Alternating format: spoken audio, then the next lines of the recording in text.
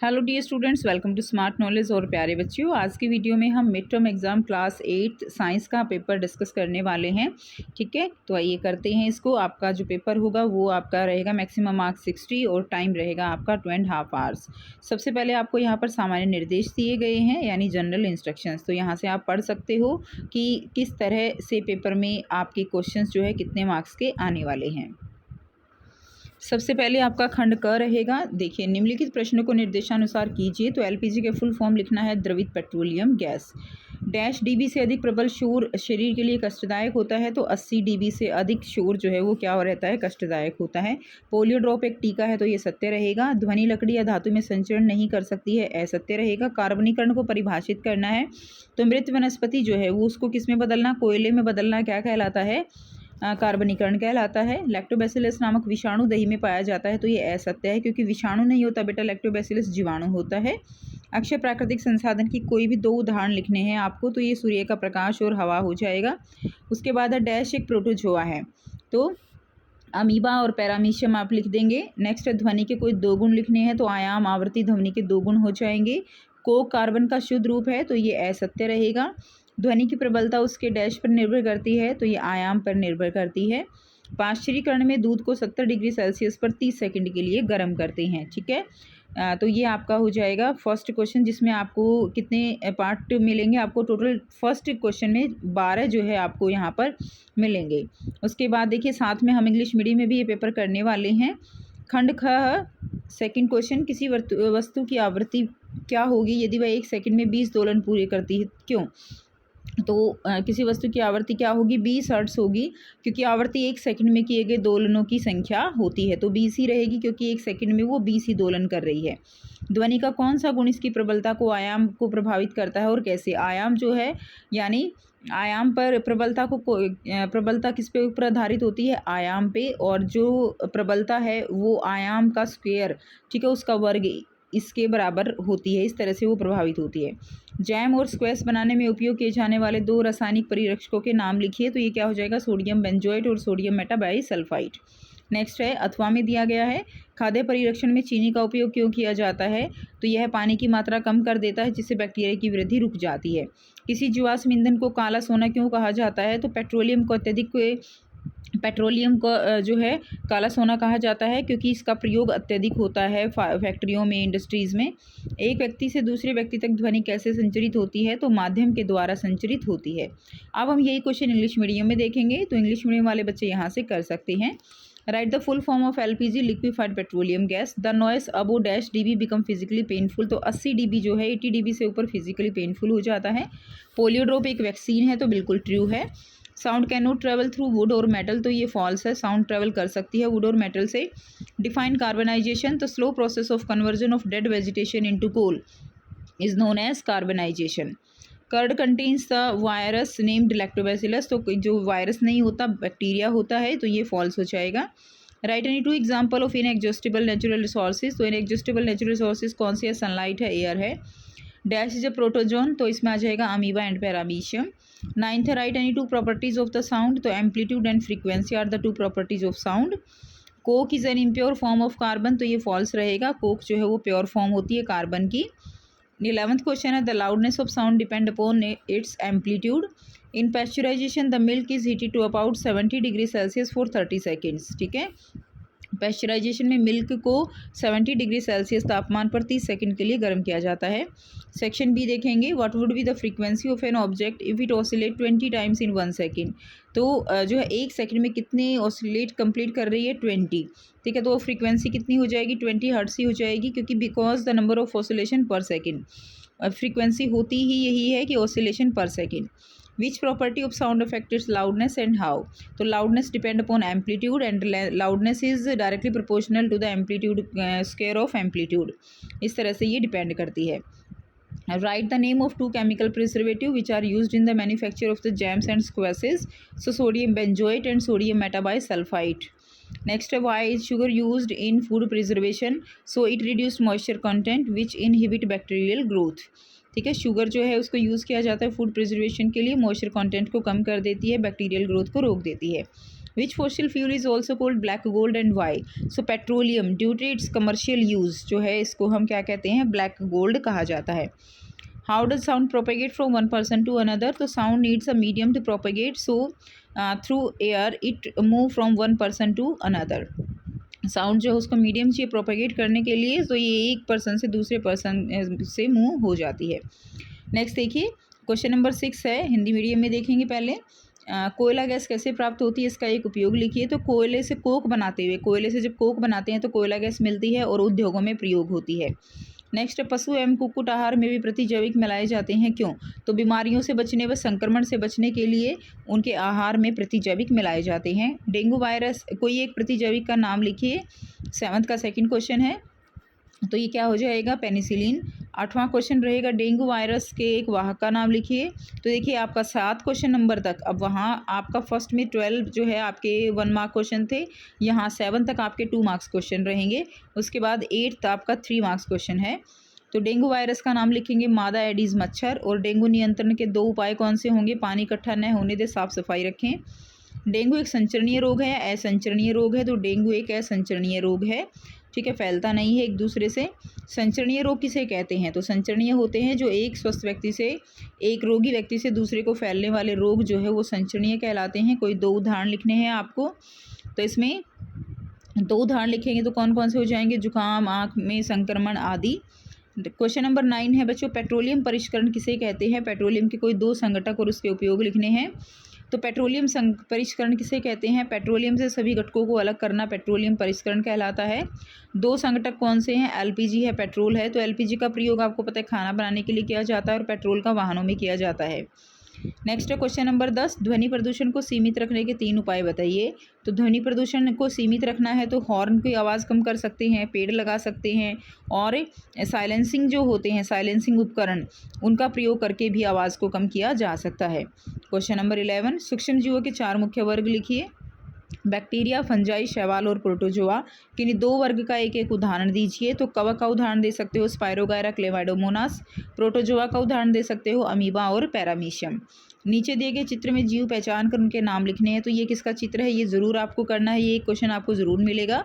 Chlamydomonas और ये क्या है, स्पायरोगायरा, ठीक है। उसके बाद नेक्स्ट देखिए, नेक्स्ट आगे दिया गया है क्वेश्चन नंबर 6, अभी इन्हीं को हम इंग्लिश मीडियम में देखेंगे। How is coal gas produce, right one of its use.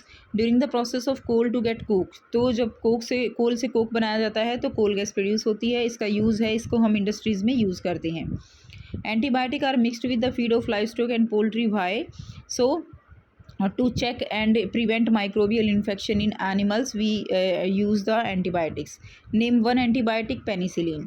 Question number 8, अब देखिए 7 क्वेश्चन तक 2 नंबर के क्वेश्चन है। क्वेश्चन नंबर 8 जो है आपका 3 नंबर का हो जाएगा। Write the name of carrier of dengue virus. तो फीमेल एडीज मॉस्किटो। सेकेंड है, right any 2 ways to control the spread of dengue. तो do not let water collect by keeping surrounding clean, ठीक है, हमारे आसपास सफाई रखनी है, वाटर पानी को इकट्ठा होने नहीं देना है। डेंगू जो है वो कम्युनिकेबल डिजीज़ है या नॉन कम्युनिकेबल है? तो डेंगू एक नॉन कम्युनिकेबल डिजीज़ है। Second question, what is communicable disease, इसके 2 एग्जांपल लिखने हैं। तो spread from one person to another, जो फैल जाती है उसको कम्युनिकेबल कहते हैं। कोल्ड, आई फ्लू इसके एग्जांपल रहेंगे। Question number 9, what is petroleum refining. Petroleum refining क्या है? Right the name of any 2 petroleum constituents and their use. So the process of separating various constituents of petroleum is known as petroleum refining. अलग अलग करना, LPG, cook food and petroleum in vehicles. Next, write the 4 major group of microorganisms. 4 major group of जो है micro organisms आपको बताने हैं। उससे पहले क्वेश्चन है, right any 3 measure to limit noise pollution. Noise pollution को कम कैसे किया जा सकता है? तो by installing silencing devices, by minimizing use of horn, of automobile के हॉर्न का जो है कम करके, और ट्री प्लांटेशन, ठीक है, ज़्यादा से ज़्यादा पेड़ लगा के। Question number 11, right the 4 major group of microorganism, give an example. So bacteria, fungi, protozoa, algae. Algae का एग्जांपल रहेगा स्पायरोगायरा, क्लेमाइडोमोनास। प्रोटोजोआ का रहेगा अमीबा, पैरामीशियम, ठीक है। उसके बाद देखिए ये जो है आपको बताना है, डायग्राम देख के identify and right the name of organism. Name of organism बताना, तो ये किसका है, ये क्लेमाइडोमोनास है, और ये क्या है, स्पायरोगायरा है।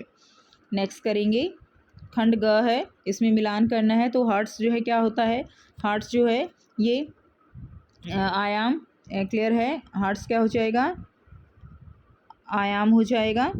उसके बाद नेक्स्ट देखिए वाक यंत्र, वाक यंत्र यानी ये कंठ से रिलेटेड है। डीबी, डीबी यानी ये किससे रिलेटेड है, डीबी जो है ये प्रबलता से रिलेटेड है। ठीक है, इसमें थोड़ा चेंज है बेटा, एक बार देखना। हार्ट्स जो है यहाँ पे देखो, वाक यंत्र तो ठीक है आपका कंठ से होगा, और यहाँ पे डीबी क्या है, डीबी यानी कितना शोर है वो चीज़ बताता है, लाउडनेस कितनी है। तो लाउडनेस जो है किसके ऊपर डिपेंड करती है, आयाम पे डिपेंड करती है। क्लियर है बच्चे, इसमें थोड़ा सा गलत दिया गया है, यहाँ पे आयाम नहीं होगा, यहाँ पे आवृत्ति आएगा। इंग्लिश मीडियम में ठीक दिया हुआ है, लेकिन हिंदी मीडियम में यहाँ पे गलत दिया गया है, ये आवृत्ति होगा। ठीक है, तो इसमें देखिए जो हर्ट्स है वो किससे मैच करेंगे, हम आवृत्ति से मैच करेंगे। आवृत्ति जो है वो है किसकी इकाई, हर्ट्स, हर्ट्स उसकी इकाई होती है हर्ट्स। क्लियर। उसके बाद वाक यंत्र जो है वो कंठ से होगा। जो डीबी है, डीबी से हम किसी भी वॉइस की प्रबलता को कहेंगे प्रबलता। क्लियर। अधिक आयाम, अधिक आयाम का मतलब क्या होगा कि जो है अधिक आयाम यानी प्रबल ध्वनि, और कर्णपटह यानी कंपन को आंतर कर्ण तक भेजना, और कम आयाम मतलब मंद ध्वनि। तो कम आयाम मंद ध्वनि, अधिक आयाम बहुत तेज ध्वनि। ठीक है, डीबी से जो डीबी क्या बताएगी, प्रबलता। वाक यंत्र किससे रिलेटेड है, कंठ से, और हर्ट्ज जो है किसकी इकाई है यहाँ पे, आवृत्ति की।